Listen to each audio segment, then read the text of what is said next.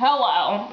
So let's talk about genres for a moment. Get your mustaches on, everyone.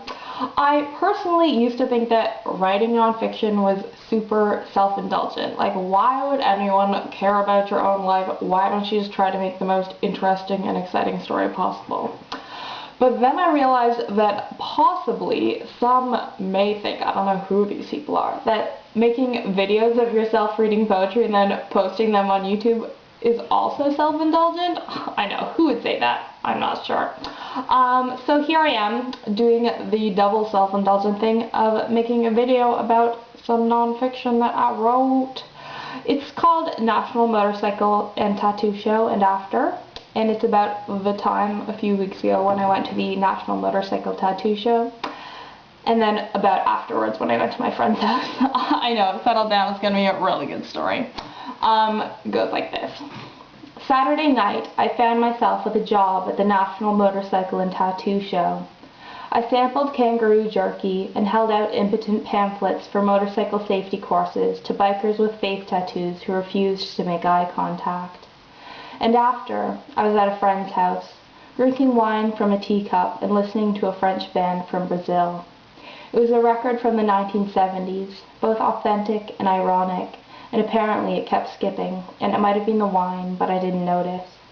The tattoo booths, all lined up on one side of the show, held overweight men with their shirts off and smelled antiseptic, like some intimate sickness, as though HIV had a scent.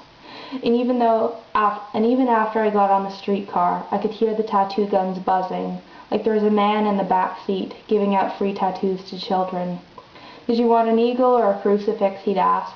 I'm only doing eagles and crucifixes from now on, or I can tattoo a picture of a cat on your neck. It was raining nuts and bolts as I walked Dufferin to King to catch the streetcar going east, and I kept my eyes on the McDonald's sign, over 99 billion served. I passed people going in either direction with bags of French fries and greasy burgers, and I pretended I didn't need to eat. I would get drunk faster if I didn't have dinner. On the streetcar, I listened to a mother scream at her son. A man and a woman got on and talked to the kid about Thomas the Tank Engine, and then everyone was calm. I sat beside a man with red hair, and we didn't look at each other the whole way. At the Motorcycle and Tattoo Show, there were Bikers for Christ, the Ride for Lupus, the Jewish Defense League, and the Sons of Anarchy. The man at the jerky stall told me he'd almost perfected walrus jerky, and everyone had matching vests because they were all in secret clubs, and I wasn't a part of any of them. 3 policemen walked by, but I didn't see them arrest anyone. I didn't really know anyone at my friend's house. I had another friend who was supposed to be coming, but not until later, and for some reason I was sitting on a bar stool and everyone else was on regular chairs below me. It didn't make me feel like a king, though.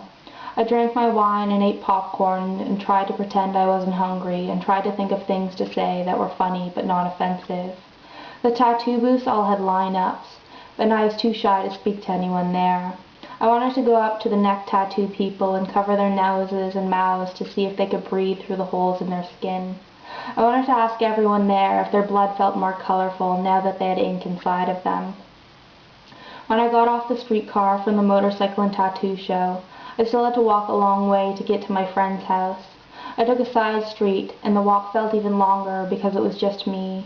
There was a light on in almost every house, and I don't know why, but that made me so sad. Maybe it was that I was hungry, and I didn't know how far I needed to walk.